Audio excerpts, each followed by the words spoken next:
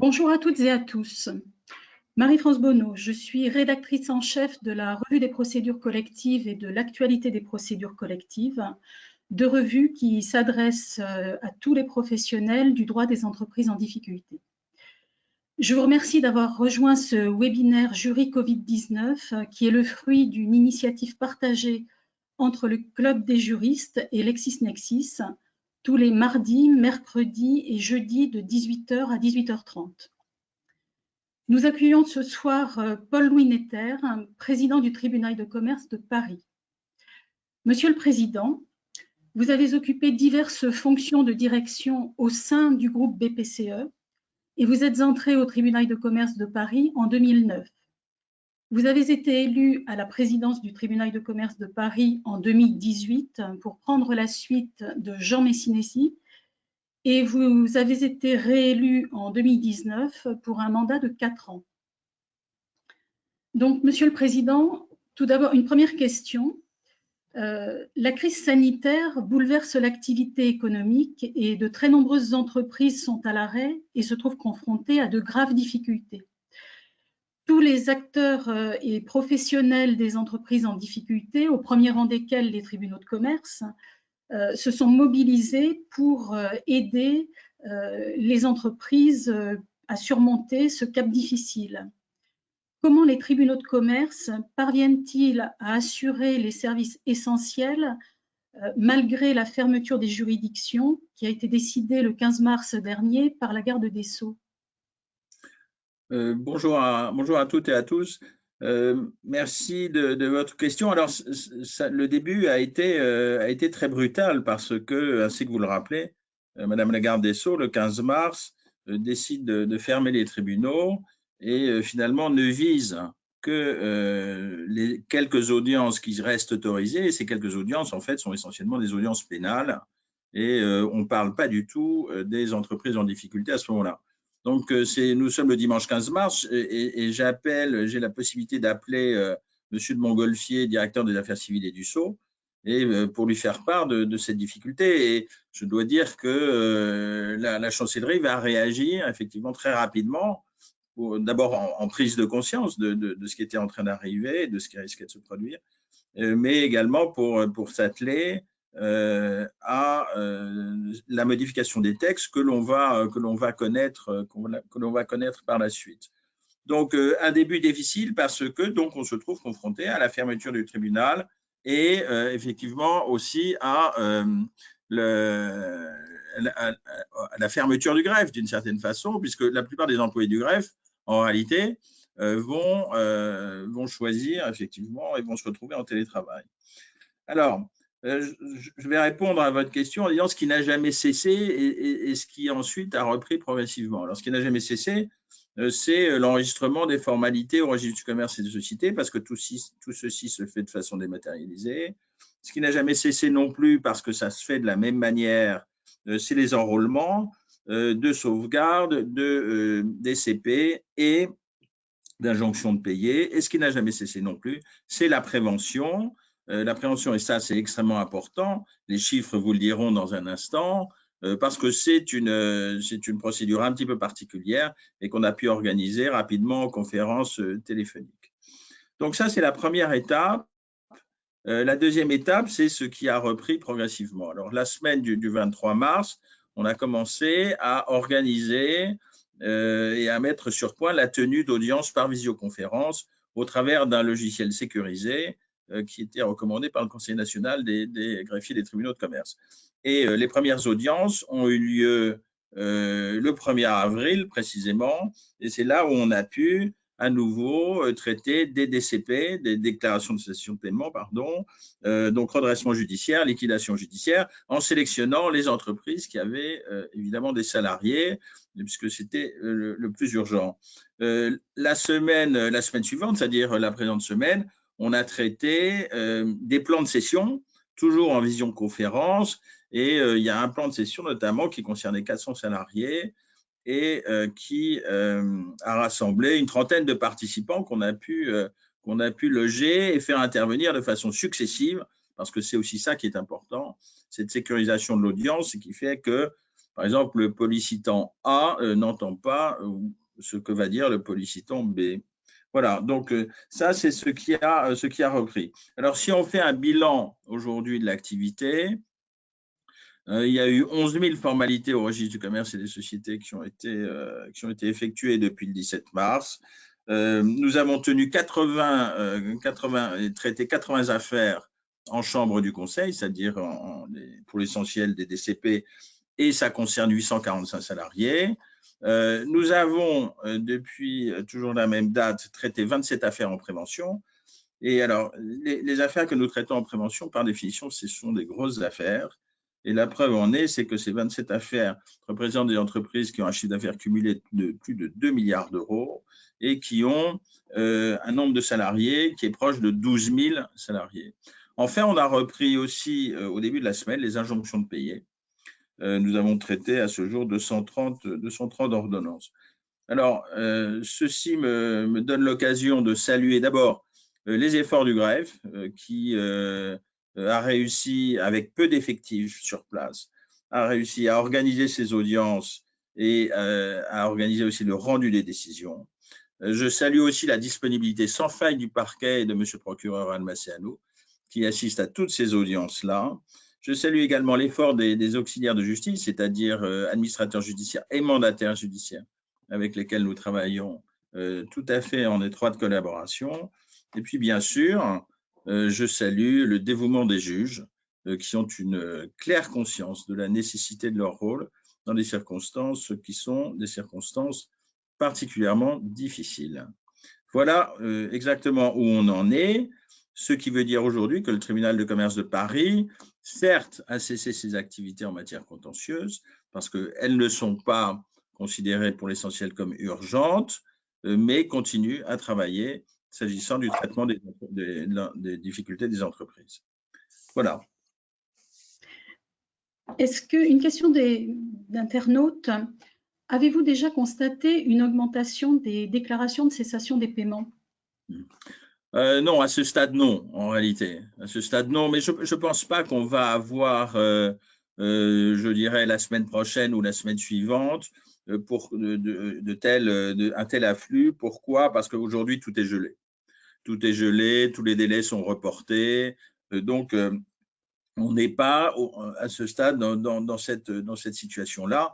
La vraie question, ce sera ce qui se passera au moment de l'atterrissage, c'est-à-dire au moment de la reprise de l'activité économique. Comment se fera cette reprise et dans quelles conditions? Aujourd'hui, nous ne sommes pas submergés par ces demandes. Tant mieux, je dirais. Et vous avez beaucoup de demandes de prévention, en matière de prévention, de mandat ad hoc, oui. conciliation? Évidemment, on a un certain nombre de demandes de prévention, comme on peut s'y attendre de la part de groupes qui sont particulièrement touchés, comme on peut l'imaginer, tout ce qui concerne l'événementiel, tout ce qui peut concerner les activités de restauration, etc., tout ce qui concerne les déplacements. Donc, bien sûr, vous avez le cas d'entreprises qui ont beaucoup investi, donc qui ont peu de cash et qui soudain se retrouvent avec un chiffre d'affaires réduit à zéro ou quasiment. Donc, il y a une vraie difficulté, on peut l'imaginer. Et ce qui était un cas fréquent de difficultés d'entreprise qui soudain se retrouvent à court de liquidité. Évidemment, la crise de ce point de vue-là est tragique. Parce que la liquidité, elle est complètement asséchée. C'est ça la vraie difficulté d'aujourd'hui. C'est ça la vraie difficulté.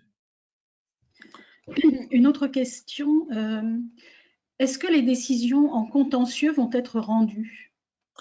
Alors, oui, c'est une bonne question. Ce que nous essayons de faire, effectivement, c'est que d'abord, toutes les décisions qui avaient été délibérées au moment de l'arrêt de la juridiction soient rendues et prêtes à être diffusées, et que tout ce qui n'avait pas encore été délibéré le soit, pour que, globalement, au moment où la juridiction reprendra une activité normale en matière contentieuse, j'allais dire tous les tuyaux soient vidés, c'est-à-dire que toutes les décisions qui devaient être rendues auront été rédigées et auront été rendues, ou en tout cas le seront dans le jour ou le lendemain qui suivra. Et pour qu'on puisse se consacrer effectivement de façon totalement débarrassée aux nouvelles affaires qui vont intervenir. Voilà, c'est ça l'objectif que nous poursuivons en matière contentieuse, encore une fois, pour être totalement disponible au moment de la reprise. D'accord. Une autre question d'un internaute. Qu'attendez-vous des commissaires aux comptes aujourd'hui? Écoutez, ils sont aujourd'hui, j'allais dire, pas trop de choses en réalité. Nos interlocuteurs, pour l'essentiel actuellement, c'est soit les chefs d'entreprise parce que, dans le cas de déclaration de cessation de paiement, ou c'est les administrateurs et les mandataires judiciaires. Les commissaires aux comptes, on les voit en ce moment pour un peu moins parce que ce n'est pas leur temps en tout cas. Je pense qu'ils réapparaîtront sans aucun doute au moment de la reprise de l'activité. Et pour eux d'ailleurs, ça va être un vrai sujet parce que je pense que tous les comptes de 2019 n'avaient pas été forcément arrêtés et ils seront en plus confrontés aux difficultés qui sont nées du virus en 2020. Donc, il y aura un vrai sujet, à mon avis. Un vrai sujet. D'accord. Merci pour cette réponse, ce qui démontre d'ailleurs l'adaptabilité et la réactivité du tribunal de commerce, puisque vous avez réussi à reprendre une activité malgré les circonstances. En ce qui concerne les mesures d'urgence prises en faveur des entreprises confrontées à la crise sanitaire, quelle appréciation portez-vous sur leur pertinence? Alors, je voudrais faire une petite considération préalable, en fait. La crise, je pense, nous incite à beaucoup de modestie.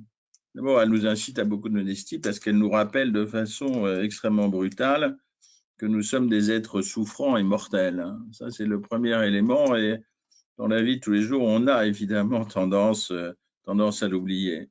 Mais la deuxième raison, c'est que, en dépit de l'existence de tous les comités, les groupes de prospection, tout ce qui vise à envisager l'avenir, eh bien finalement, ce qui arrive aujourd'hui, globalement, n'a jamais été pensé.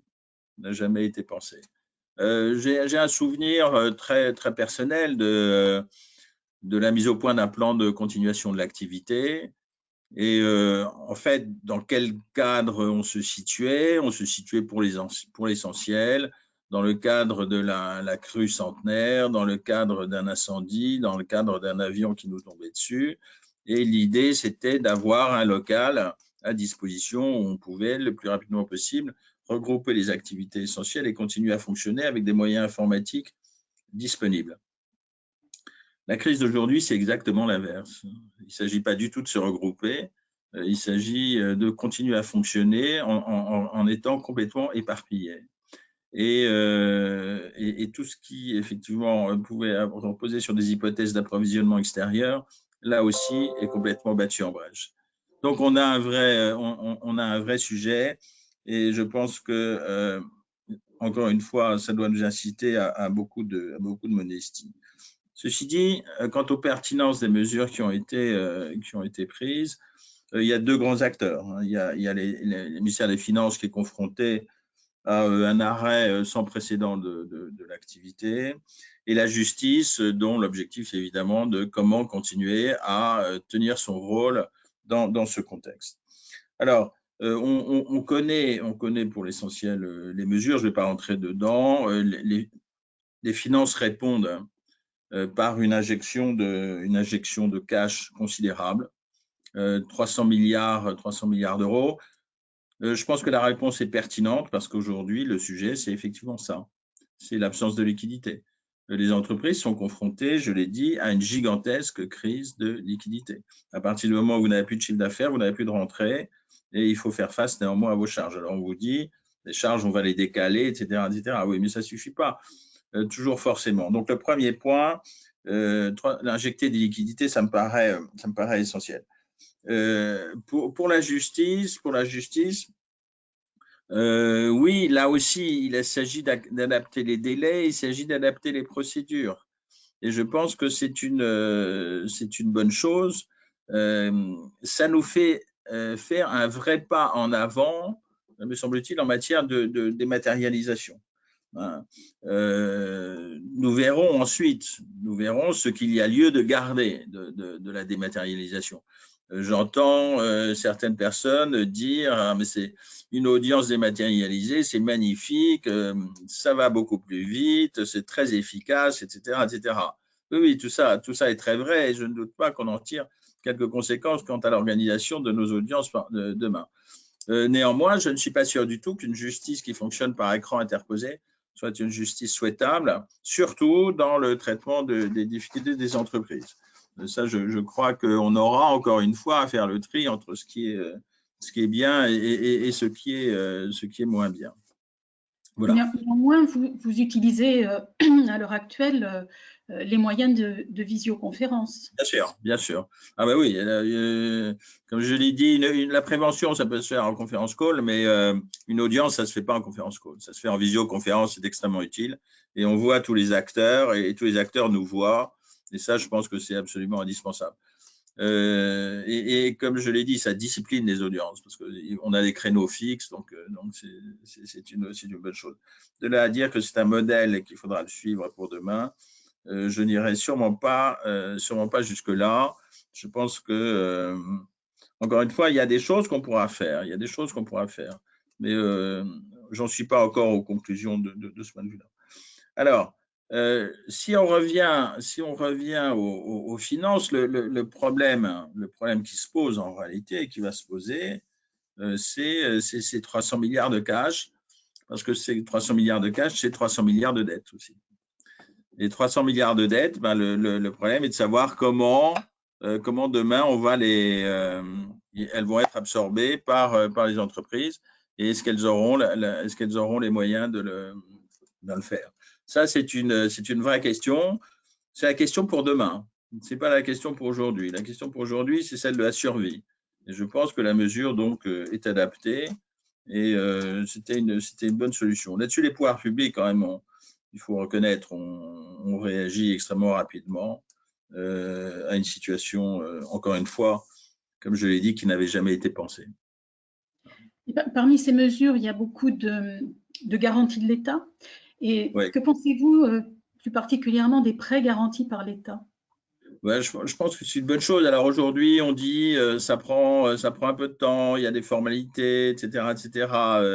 Bon, ça va se corriger, je pense. Ça va se corriger. Le dispositif n'est pas forcément au point du premier coup. Ces lenteurs, je pense, vont être identifiées et vont être corrigées. Donc, je pense que c'est une bonne façon. Si on avait dit aux banques simplement allez-y, prêtez, c'est quasiment impossible. Il fallait de toute façon permettre aux banques de le faire et il fallait les inciter à le faire. Bon, on demande aux banques de garder pour elles 10% du risque, ce qui n'est non plus pas rien, puisque ça représente quand même 30 milliards d'euros. Hein, je veux dire, ce qui est quand même une grandeur macroéconomique. Mais je pense que c'est une bonne voie, indiscutablement. Et en plus, il y a la ramification bancaire, donc c'est une bonne chose. Voilà. Une question, après la crise financière de 2008 et afin de prévenir le risque systémique, les banques et autres établissements de crédit ont dû mettre en place des plans préventifs de redressement. Oui. Est-ce qu'on ne pourrait pas envisager d'instaurer de manière plus large de tels plans préventifs de redressement, au moins pour des très grosses entreprises dont la défaillance aurait des conséquences économiques et sociales particulièrement importantes? Oui, c'est sûrement une bonne idée. Maintenant, tout est dans l'art de l'exécution, comme on dit. 2008, c'est quand on regarde aujourd'hui, en fait, la crise de liquidité, elle existait, mais elle existait chez les banques. C'est les banques qui n'arrivaient pas à se refinancer. Ce n'est pas les particuliers qui n'avaient pas d'argent, c'est les banques qui ne se refinançaient pas et ça risquait de compromettre le système économique. Donc, qu'est-ce qu'on a fait? On a dit ensuite aux banques, écoutez, vous allez augmenter vos fonds propres, comme ça vous permettre de mieux passer ce genre de choses. C'est quelque chose qu'on peut faire avec les banques. Pourquoi? Parce que les banques, c'est une population relativement limitée. Quand vous regardez le système bancaire en France, vous avez 5 grands réseaux, hein. Alors quelques autres banques moins importantes, mais pour l'essentiel, vous avez 5 grands réseaux. Et ces réseaux sont de toute façon extrêmement contrôlés. Donc, il y a des autorités, etc. Tout le monde le sait. Donc, c'est assez facile de dire à des banques, écoutez, mettez en réserve plus d'argent, augmentez vos fonds propres. De là à appliquer ce type de mesure à un monde économique qui, par définition, est extraordinairement diversifié, puisqu'il exerce dans tous les secteurs de l'activité, c'est autre chose. C'est autre chose. Les entreprises sont très diverses, les entreprises sont de tailles différentes, les entreprises sont sur des marchés différents, et leur dire, voilà, il faut faire ci, il faut faire ça. Moi, je pense qu'on court le risque d'avoir quelque chose de totalement inadapté. Ou alors, il faudrait être modeste dans ses ambitions. Mais je ne crois pas du tout qu'on puisse transposer ce qui a été fait pour les banques au monde économique plus large, c'est-à-dire aux entreprises des services, de l'industrie, de l'agriculture. Ça me paraît beaucoup plus problématique en réalité. Voilà. D'accord. On parle beaucoup des entreprises qui profitent de la crise pour ne pas payer leurs créances, même si elles le peuvent. Est-ce qu'il est possible de faire des référés provisions pour beaucoup d'entreprises, donc pour ces entreprises qui profitent de la situation pour ne pas payer leurs créances? Oui, je ne sais pas si c'est vraiment le problème aujourd'hui. En réalité, je vois en réalité beaucoup plus d'entreprises qui sont des victimes de la crise que celles qui profitent de la crise. Je suis pas sûr qu'il faille s'y attarder très longtemps. Non, le problème me semble pas être là. Le problème me semble être l'atterrissage demain. L'atterrissage demain et comment on fait face à cet atterrissage. Je veux dire, celles qui ne payent pas et qui avaient les moyens de payer, rassurez-vous, elles payeront de toute façon. Je veux dire, voilà. Et sur la mise en œuvre des prorogations de délai, Oui. on a une question sur les entreprises en plan de redressement ou en plan de sauvegarde. Oui. Donc, elles bénéficient de mesures de prolongation. Oui. Comment elles vont être mises en œuvre, ces mesures? Est-ce que ça va augmenter considérablement la durée des plans? Enfin... Oui, c'est ça. Oui, c'est ça. C'est ça. Vous avez aujourd'hui, pour les prolongations, on vous dit voilà, c'est la durée de mémoire, c'est peut-être pas pour tous les cas, mais c'est la durée du confinement plus 1 mois, 2 mois ou 3 mois. Donc c'est une prorogation de plein droit. C'est-à-dire que les tribunaux n'ont même pas aujourd'hui à statuer sur la prorogation des périodes d'observation, par exemple. Ces périodes d'observation sont prorogées d'office et c'est de plein droit. Donc voilà comment ça fonctionne. C'est point. Il n'y a pas grand-chose à dire. Ça se fait comme ça. Hein. Ça se fait comme ça. Encore une fois, il n'y a même pas lieu de prendre une décision, sauf à constater que c'est prorogé de plein droit, ce qui évidemment est assez limité. Alors, on a vu aussi que les mesures de prévention avaient l'air d'être privilégiées, aussi bien, enfin, notamment la sauvegarde. Oui. Mais est-ce que les demandes certaines entreprises peuvent demander une liquidation sans relation avec la crise du Covid-19? Est-ce que ces demandes sont traitées à l'heure actuelle? Oui, absolument. Absolument. Oui. Absolument, ça rentre dans les cas et les audiences que nous traitons, et on le traite de façon d'autant plus rapide que l'entreprise compte un nombre important de salariés. Donc, effectivement, le cas se produit d'entreprises qui étaient déjà confrontées à des difficultés, qui étaient indépendantes du virus, et je dis même pas que le virus n'arrange rien. En réalité, les difficultés se sont aggravées et puis c'est tout. Voilà. Donc ça existe aussi et nous les traitons de façon la plus rapide possible. Voilà. Alors. Pardon. Oui, dans tous les cas, il faut que ce soit le débiteur qui demande Oui, à bénéficier de ces mesures. absolument. Absolument, mais c'est ce qui se passe, hein, c'est ce qui se passe en réalité. Donc là, on a, enfin, moi, je sais qu'hier, j'ai été sollicité par une très grande entreprise qui a des difficultés et qu'il va falloir traiter dans un cadre qu'on est en train de définir, mais ça va être relativement rapide. Non, notre problème aujourd'hui, si je peux me permettre, c'est effectivement, c'est comment on va atterrir. Comment on va atterrir, c'est la reprise de l'activité. L'angoisse aujourd'hui, c'est que c'est le mur de dette. L'angoisse, c'est le mur de dette et qui se transforme, on le craint, en mur de défaillance d'entreprise. Là-dessus, ce qu'on voudrait absolument éviter, c'est la réaction en chaîne. Alors moi, je ne suis pas un ingénieur, mais j'ai compris que dans une réaction atomique, il fallait que les atomes soient suffisamment excités pour un moment arriver à une réaction en chaîne. Donc, le sujet, c'est qu'il faut absolument tout faire pour éviter effectivement cette réaction en chaîne. Une autre façon de se poser la question, c'est de savoir comment les entreprises vont pouvoir absorber sur leur compte de résultat un exercice qui est privé de 3 mois de chiffre d'affaires. Ça, c'est ça le sujet.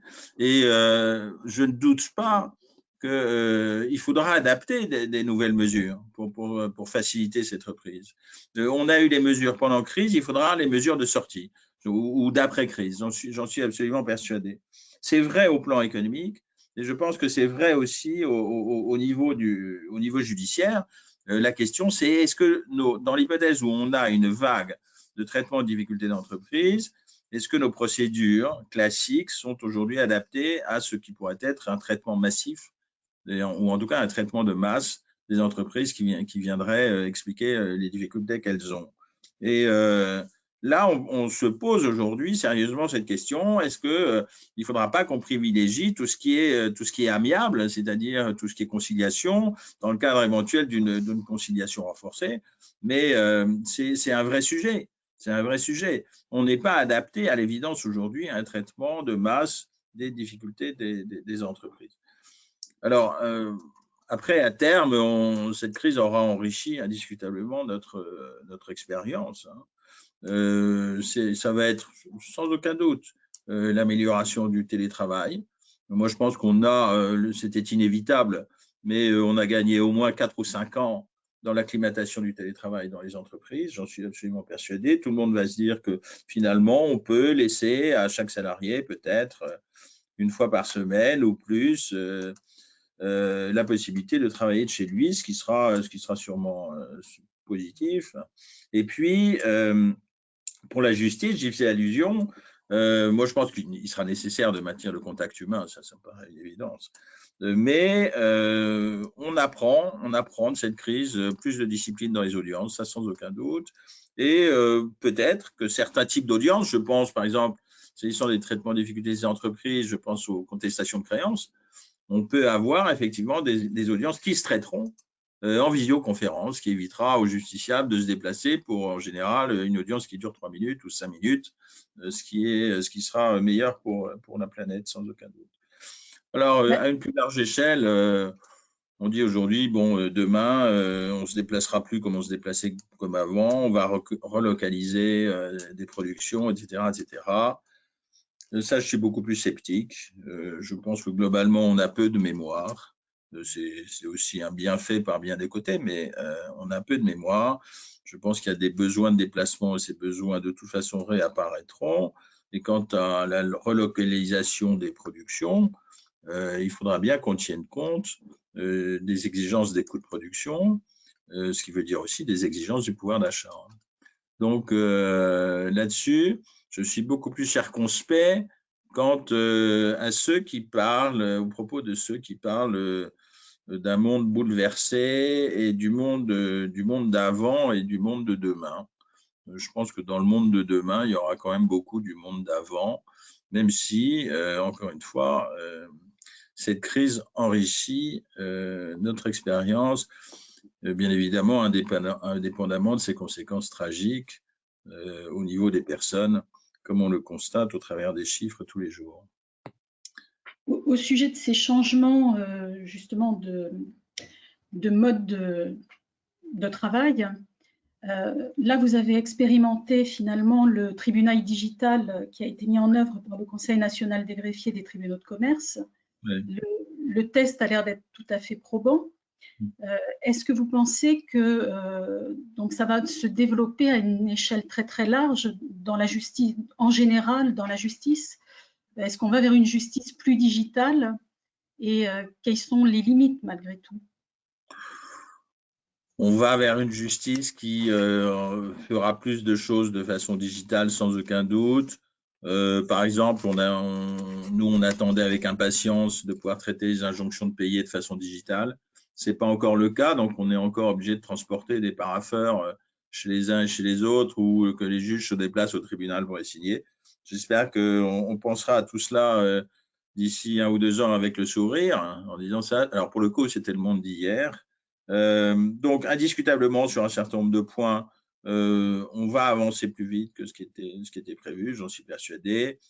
Mais comme je l'ai dit aussi, je veux dire, la digitalisation à toute force et les audiences, quelles qu'elles soient en visioconférence, je pense que ce serait pas une bonne chose. Sauf bien sûr circonstances tout à fait particulières, mais sinon non, je pense que ce serait pas une bonne chose.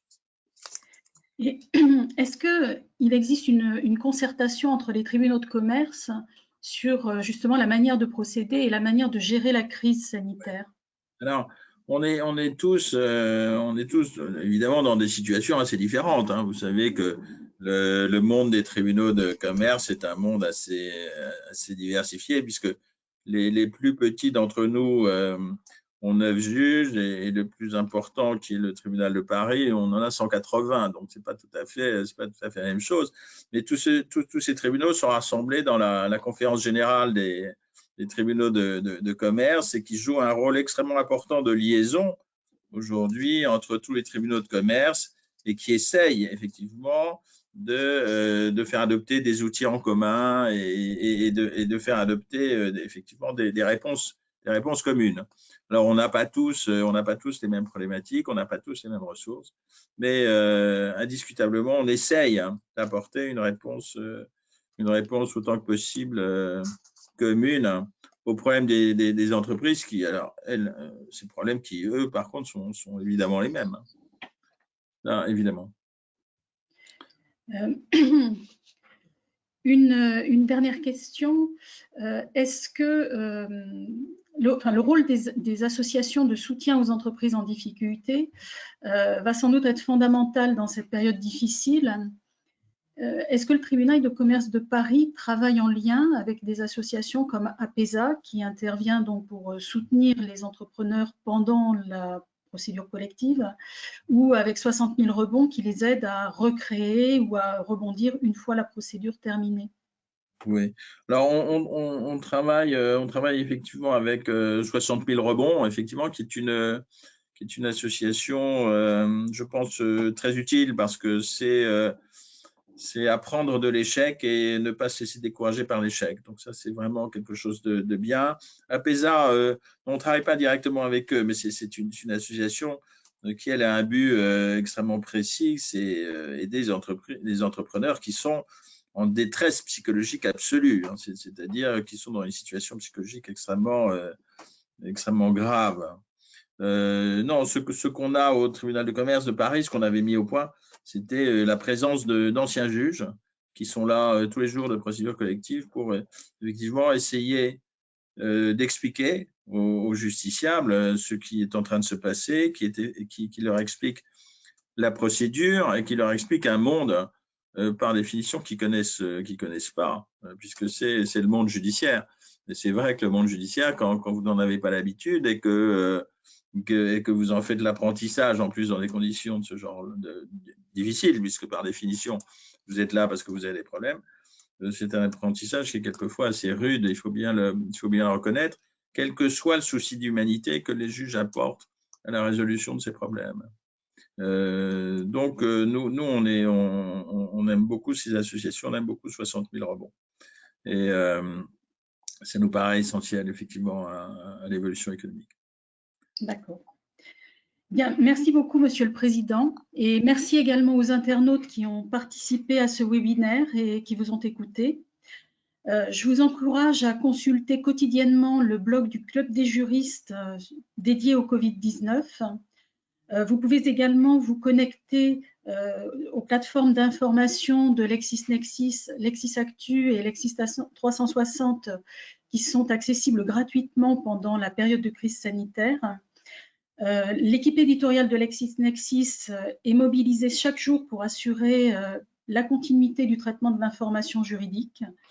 Vous pouvez en particulier retrouver cette analyse de l'actualité qui est très riche à l'heure actuelle dans nos publications comme la revue des procédures collectives et l'actualité des procédures collectives. Et donc, mardi 14 avril, c'est Monsieur Didier Kling, président de la Chambre de commerce et d'industrie de Paris-Île-de-France, qui sera l'invité de notre webinaire. Voilà, écoutez, très bonne soirée à tous et à la semaine prochaine pour un nouveau webinaire Jury Covid-19. Au revoir. Merci à vous. Merci.